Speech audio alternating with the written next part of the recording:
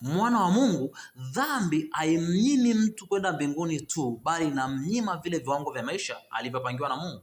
Dhambi haimzuilii mtu kwenda mbinguni tu, lakini pia inamzuilia mtu kufikia vile viwango vya juu vya maisha alivyopangiwa na mbingu. Samsoni alimwambia Delila, mimi nikinyolewa ndipo nitakuwa kama wanadamu wengine. Manake kabla ya dhambi Samsoni alikuwa anaoperate si kama wanadamu wengine. Kwa hiyo dhambi inacholenga ni kumuondolea mtu uungu na kumfanya abakie chombo kitupu na kuwa kama wanadamu wengine. Dhambi ni software ya kishetani inayoondoa uungu ndani ya watu na kuwafanya wabaki vyombo vitupu. Kila unapofanya dhambi unapoteza uungu, na ndicho anacholenga shetani. Shetani anajua kwamba wana wa Mungu ni miungu na wanatakiwa waoperate kama miungu. Kwa kila unachokifanya kinatakiwa kwenye standard, kwenye viwango vya kiungu. Kila unachokifanya kwenye haya maisha hakitakiwi kufanana na wanadamu wengine.